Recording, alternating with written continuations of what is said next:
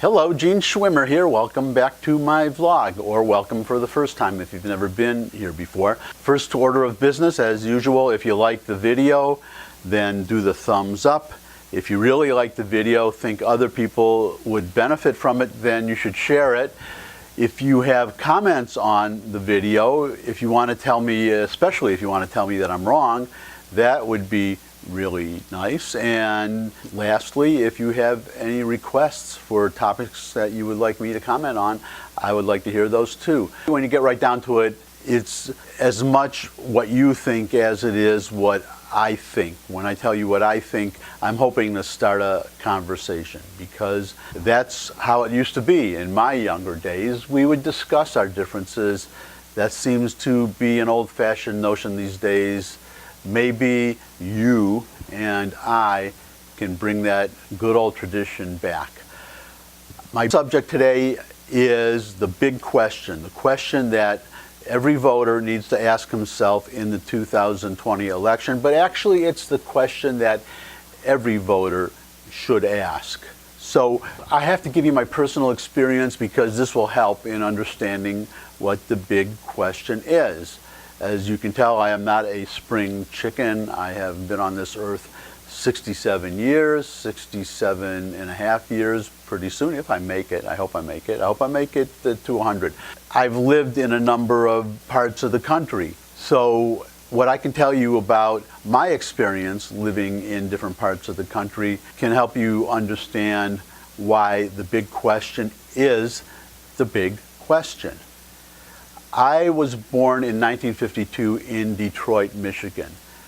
Detroit, Michigan, when I was born, well, you know, I can't tell you what it was like when I was born, because I didn't know anything when I was born. When I was 1 day old, I spent most of my time just in basic orientation, and then learning to crawl, then learning to walk, and then learning to put food in my mouth instead of all over the walls, little things like that. So I can't really tell you what life was like in Detroit when I was born, but about the time I was 5, I started to be aware of things around me.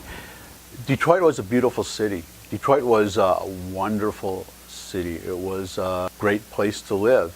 I have these memories of going downtown on the bus or on the trolley car. They had trolley cars with actual tracks. I remember riding those with my mother when I was very young, but I also remember Hudson's, a store just about as big as Macy's. I think it had the same amount of floors, 9 floors, major department store. That's gone. A lot of what I saw in Detroit in those days is gone. You can just go on YouTube and you can see, or just read the crime figures, you can see what Detroit is like today. Or just read the current news as it comes in, and you can see what a disaster Detroit has become. I moved from Detroit to New York because it had gotten so bad there.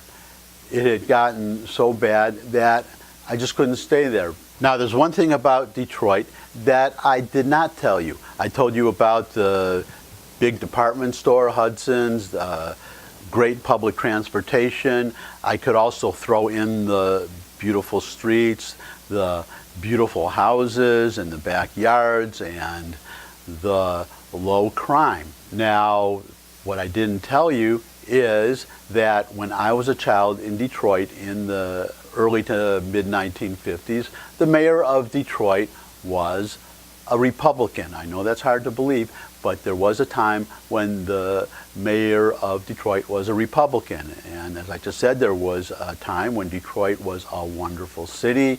I am here to tell you that that is not a coincidence, because after the last Republican mayor left in 1957, the city kind of coasted for a while, but it got progressively worse. And by 1967, you had the '67 Detroit riots. After that, the decline just accelerated. The continuous repeated election of Democratic mayors continued with no signs of stopping, and there's no signs of it stopping to this day. I can tell you from personal experience, having been born and grown up in Detroit, I saw the decline day by day, over a period of years as the city got worse and worse, until by 1977, it got so bad that I just could not stay there anymore. It also happens that at that time, I mentioned her in an earlier video, a friend of mine, she lives in Berlin, Germany these days, but we knew each other in Detroit. We went to the same college. We both grew up in Michigan. She's one of my dearest friends. It made it easy for me to move because she had moved a year before I decided to move. I decided that I should move to New York, just get rid of everything in Detroit, had the Goodwill truck back up to my house and just take everything except what I could fit in a couple of suitcases. I moved to New York. I stayed with my friends for a while. Now, New York at that time was not a joy as far as crime goes, but you have to remember I'm coming from Detroit. So after the crime situation in Detroit, New York was pretty much for me a walk in the park. So I had no problem moving here. There was also a certain vibrancy. I was staying with friends who were artists. So I got to see the art world, or you could almost call it a demi-monde.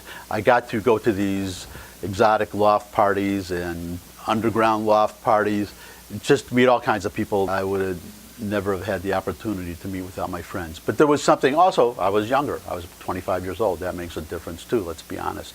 But the situation that I found when I came to New York, the deterioration, that had been continuing right up through the Crown Heights riots. Al Sharpton, I'm going to have to talk about Reverend Al in a future video. By the way, my last apartment in New York, I lived maybe a block away from his Hall of Justice, where he would sometimes give speeches on a Saturday morning. I would ride by on the bus and he'd have the loudspeaker blaring onto the street. So I had more than enough of Al Sharpton. But I'm digressing.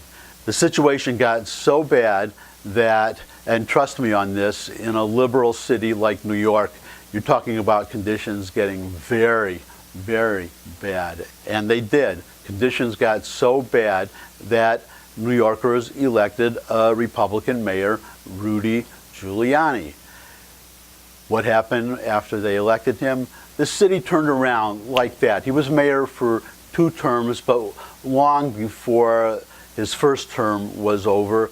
Well, you can just compare photos of Times Square today to photos of Times Square pre-Giuliani. I used to live a few blocks from Times Square. I would walk through Times Square in the old days, in the 70s and the 80s.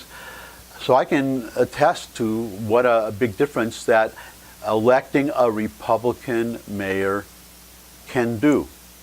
I can also attest from personal experience what replacing a Republican mayor with a Democratic mayor can do.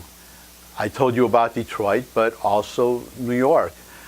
When Bloomberg was replaced by Bill de Blasio, conditions, just like in Detroit, they coasted for a while on the momentum of what the previous Republican mayors had achieved, but steadily it got worse. It got so bad. I don't want to fill up this video with a lot of incidents. You can just Google news stories and you can read about New York, but you have the rising crime, you have draconian environmental laws and gun laws, and you have high taxes. Maybe you read about the most recent revenue-raising scheme, which is to charge drivers $10 to drive their cars below 60th Street. So that's Detroit and that's New York. Born and bred in Detroit, grew up in Detroit, beautiful city when I was born.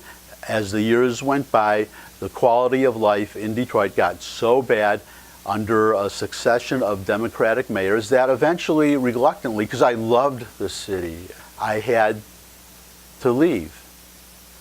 I had to leave for New York in 1977, and I saw the same thing under a succession of Democratic mayors as I saw in Detroit, except for that brief period when you had 2 Republican mayors.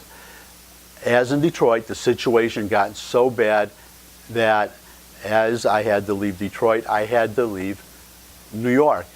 Again, reluctantly, because I love New York too. It's one of those cities that you love and you hate on different days, or sometimes even in the same day. But on a scale of balancing pros and cons, I always tilted towards loving New York.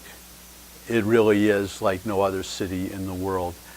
When you don't have rising crime and homeless people everywhere, or even today, if you're rich and you can afford to live insulated from the hoi polloi and the craziness going on in the less exotic parts of the city. So that's Detroit and that's New York. I was born and bred in Detroit. Growing up, it was a beautiful city under a Republican mayor. When the city started electing Democratic mayors, the city just slowly over decades went downhill to become the Detroit today. You'll read about all these plans to revitalize the city, but they don't do the one thing that they have to do, which is to elect a Republican mayor, preferably a conservative one, but any Republican is going to run the city better than a Democrat would. You have the proof just by looking at Detroit, and you have the proof in New York. The quality of life got so bad in Detroit that I had to move in New York. And New York was no picnic, as I said, when I moved here, but better than Detroit. But it continued on a downward slide until it got so bad that New Yorkers elected a Republican mayor, and then the city got better. The quality of life went up until the city, just as liberals always do, Republicans come in and fix the damage that Democrats do. They figure, okay, everything is fixed now, we can go back to electing Democrats again. So they elect a Democrat, you coast along for a little while, and then straight down, accelerating more and more every day. So just as in Detroit, I had to leave New York, and I did exactly that. As I'm filming this today, as you probably know if you've watched some of my past videos, I live in Germantown, Tennessee. This brings us to the big question. I talked about Detroit, I talked about New York, I talked about Detroit that the last Republican mayor left in 1957. Here is a handy dandy chart to look at some other cities to see when they last had a Republican mayor. You can see Chicago, 1927. That was when the last Republican mayor left office in Chicago. It's been all Democratic mayors ever since. You can look at Chicago today and you tell me if Chicago has gotten better or has gotten worse since 1927. Baltimore, the last Republican mayor left in 1963. St. Louis, 1943. Philadelphia, 1947. Minneapolis, 1957, Oakland, 1966, Seattle, 1952, the glorious year of my birth, if you're into trivia. So look at that chart, look at all those cities, see what has happened after electing Democrats, and ask yourself the big question about this election coming up in 2020 and every national election to come in the future. This is the question. Do you want the United States, do you want this whole country to be like Detroit, like St. Louis, like Baltimore, like Chicago, like Seattle, like Oakland, like Minneapolis, like Philadelphia? If you want that, then you want to go out and you want to vote for Democrats, because that is what you're going to get. If you don't want that, then however you feel about Donald Trump personally, you better go out there and you better vote for him. And you can just look at the House, what has happened to the House in less than 2 years under Democratic control, because it's not the lunch pail Democratic Party, the blue collar lunch pail Democratic factory worker party that it was in my youth. It's completely changed. That's it. That's the big question. I cannot say it often enough. Look at that chart. Ask yourself if that's what you want for the whole country. Vote accordingly. That's it for today. I welcome your comments. I would especially welcome a thumbs up. If you want me to cover some other subjects, let me know. And until next time, bye.